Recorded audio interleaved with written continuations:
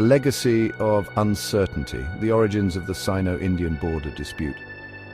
The Sino-Indian border dispute is a complex issue with a long and tangled history, deeply rooted in the past. Its origins can be traced back to the disintegration of the Tibetan Empire in the 19th century, a period marked by significant upheaval and change. This disintegration left a power vacuum in the Himalayan region, a vacuum that various powers sought to fill. The traditional boundaries between the Tibetan Empire and its neighbors were poorly defined, often leading to confusion and conflict. They were based on custom, usage, and geographic features rather than formal treaties, making them inherently ambiguous.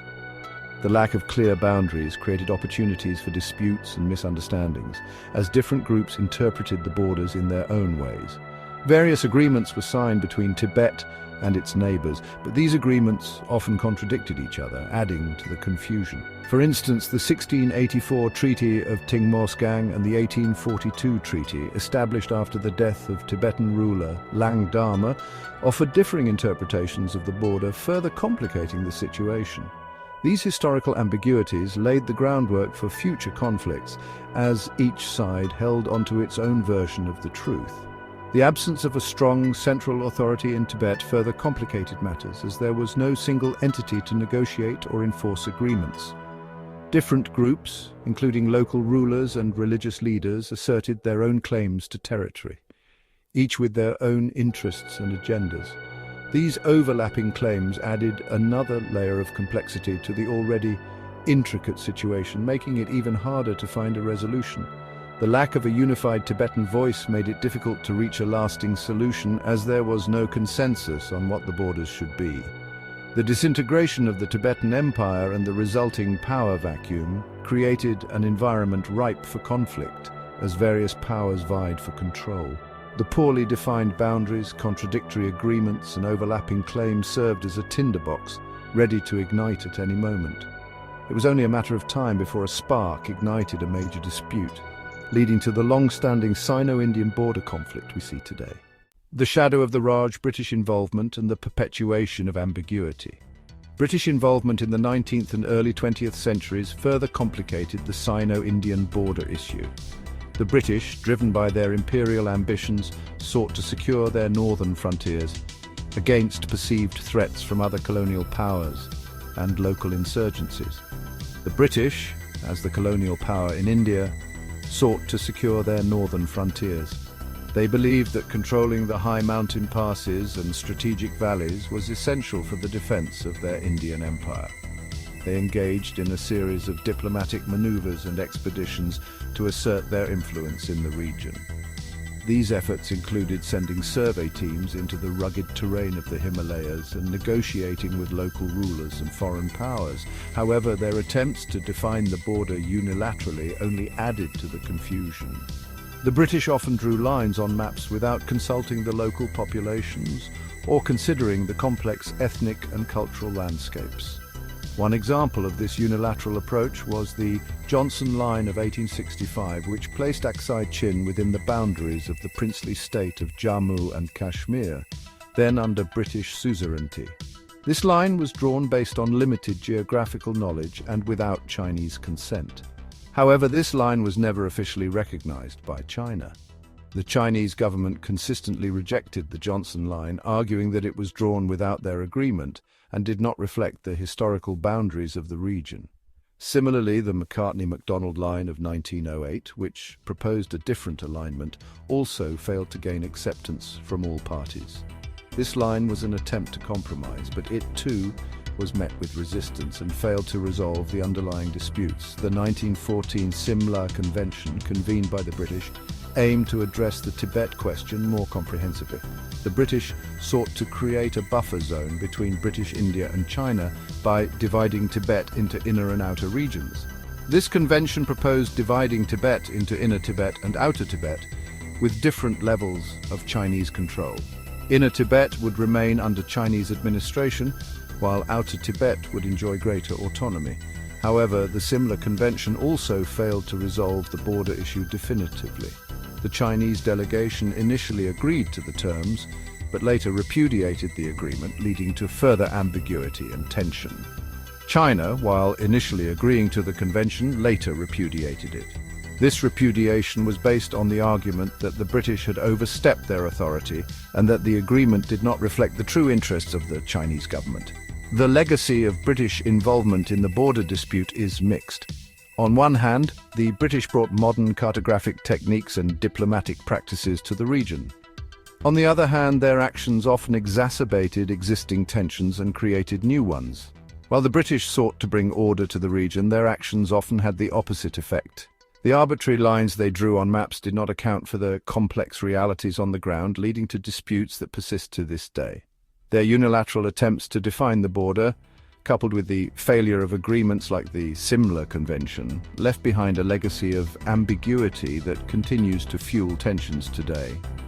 The unresolved border issues between India and China can be traced back to these colonial-era decisions, highlighting the long-lasting impact of British policies in the region. Aksai Chin, a road through contested territory. Aksai Chin, a high-altitude desert region in the western sector of the Sino-Indian border, has been a major point of contention between India and China. This barren yet strategically significant area has seen numerous confrontations and diplomatic standoffs over the years. The region is strategically important due to its proximity to the Karakoram Pass and its connection to the Xinjiang region of China. The Karakoram Pass serves as a critical gateway linking China with its western territories and beyond. Control over Aksai Chin gives China a strategic advantage in terms of military logistics and access to Central Asia. The harsh terrain and high altitude make it a challenging environment, but also a valuable asset for military operations and supply routes. The dispute over Aksai Chin escalated in the 1950s when China began constructing a road through the region. This move was seen as a direct challenge to India's territorial claims and sovereignty. This road, now known as the G219 highway, connected Xinjiang to Tibet.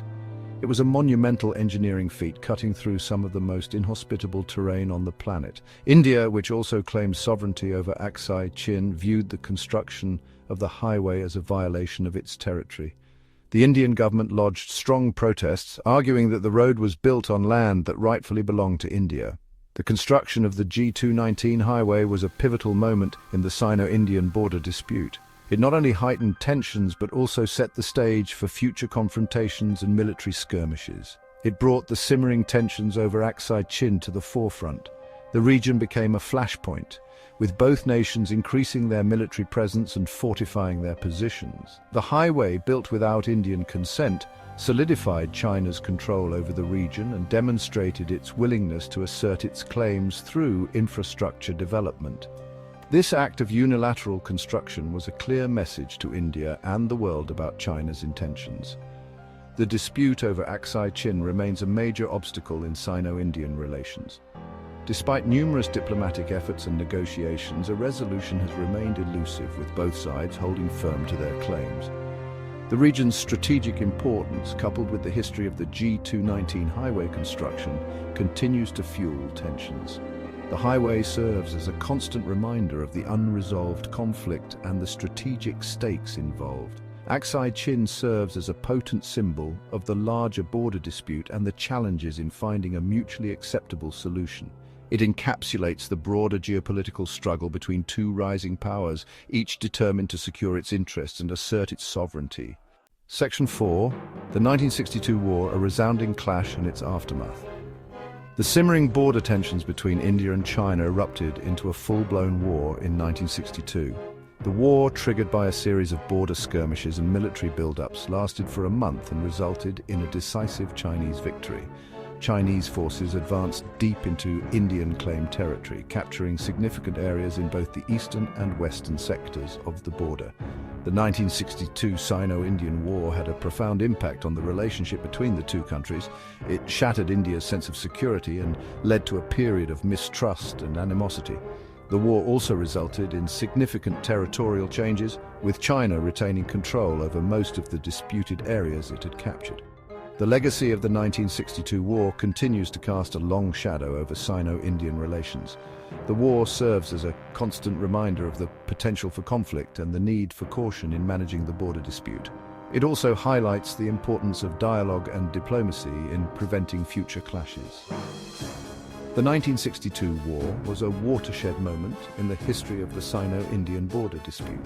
It transformed the nature of the dispute, intensified existing rivalries, and continues to shape the strategic calculations of both countries. Section 5. A fragile peace, post-war agreements, and lingering tensions.